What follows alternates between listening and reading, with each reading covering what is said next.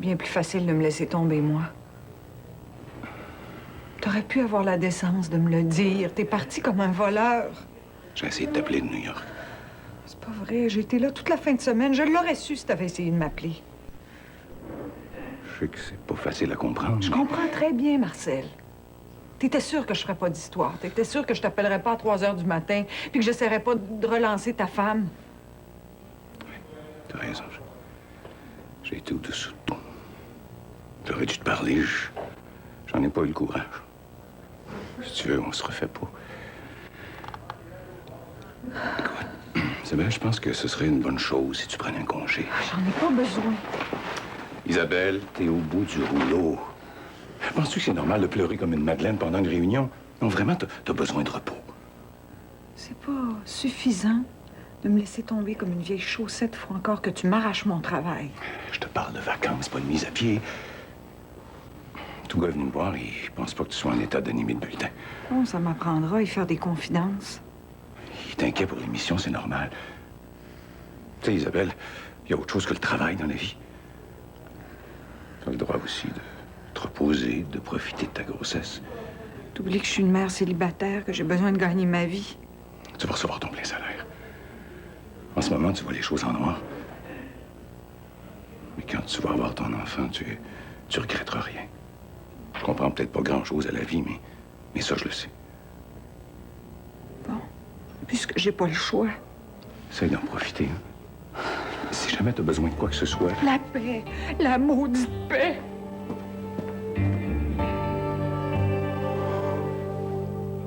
Allô? Vous êtes Marie Fontaine? Oui. Vous avez un appel à Fréviry de Yves Leclerc. Acceptez-vous les frais? Non. Marie, s'il vous plaît, laisse-moi te parler. La dame ne veut pas accepter les frais. Marie, laisse-moi moins une minute. Rappelle-moi plus jamais, je veux plus te parler. Je t'ai rayé de ma vie.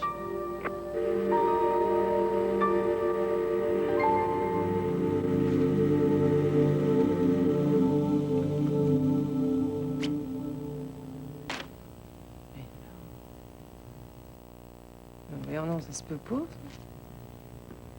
Max? Quoi?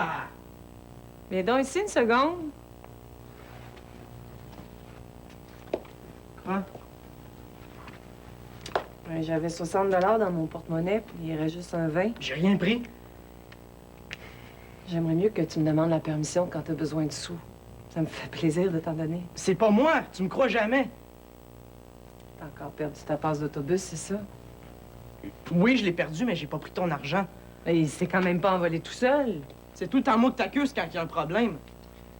Si tu me disais la vérité, ça serait plus facile.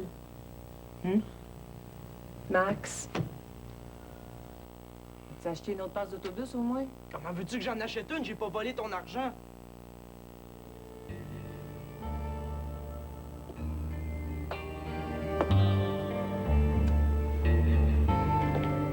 Qu'est-ce qui s'est passé? Max est parti en claquant la porte.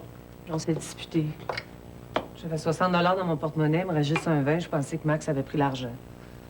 Es-tu certaine que t'avais de l'argent? Oui, je suis passée au guichet automatique hier soir. Ben, t'as peut-être perdu de l'argent en achetant quelque chose, je sais pas. J'ai rien acheté.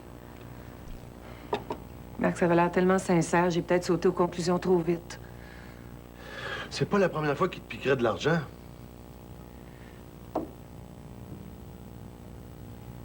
Ah non, tu soupçonnes pas Lily J'ai de... pas dit qu'elle l'a volé. Peut-être qu'elle avait pas eu le temps de passer au guichet automatique. C'est peut-être juste un emprunt. Quand est-ce qu'elle aurait fait ça? J'étais toujours avec elle. J'avais laissé mon sac dans le salon. N'importe qui aurait pu Non, prendre... Lily, c'est pas n'importe qui. C'est une fille très honnête. Je trouve ça odieux que tu l'accuses sans preuve. Je l'accuse pas. Je dis juste que c'est une possibilité. C'est pas parce qu'elle a pas des bonnes manières que c'est une voleuse. C'est quand même pas un ange d'innocence. Elle t'a soutiré 6 000 dans l'affaire de Marc Lemieux. Elle m'a remis 1 000 de sa poche. Tu vois, t'es pleine de préjugés.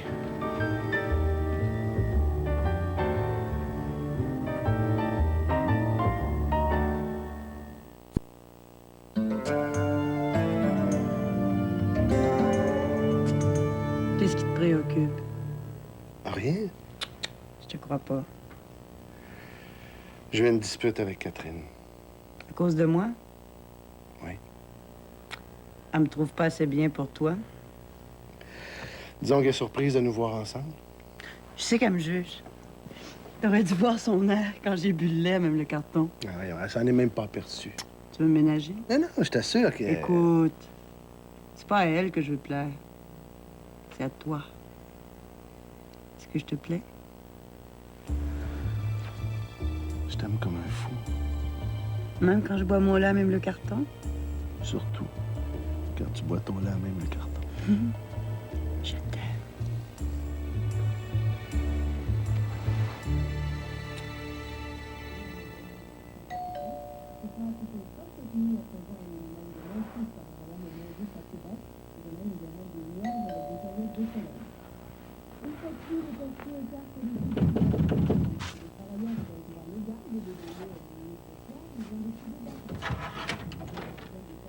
Jean-Marie, Bonjour. qu'est-ce que tu fais là?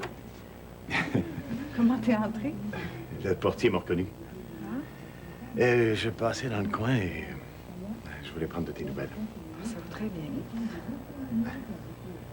Excuse ma tenue, là, j'attendais pas de visite. Peux-tu entrer? Oui, merci.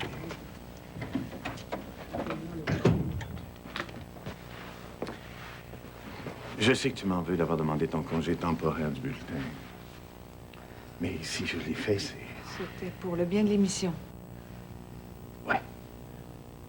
Et t'as le droit de m'en vouloir. Tu vois, seulement trouvé ça incroyable, mais... ça me fait drôle d'animer le bulletin tout seul. Et j'essaie de convaincre Christopher de revenir au bulletin, mais... il était tu comme une mule. Tu l'as revu? Ben oui, on a lunché ensemble. Ah? J'étais son mentor à Télémonde. Il l'a pas oublié. Puis comment il va? Il essaie de me donner le change, mais je le connais. Il est malheureux comme les pierres. Qu'est-ce qui te fait croire ça? Écrire des soaps, c'est tellement en deçà de ses capacités. Ben, Monsieur Météo, c'était pas la carrière du siècle non plus, hein? Christopher a beaucoup de potentiel. On n'a pas le droit de le laisser gâcher sa vie, sa carrière sur un coup de tête. En tout cas, il est majeur et vacciné. S'il veut pas revenir à Télémonde, c'est pas à nous là, à le forcer. Isabelle,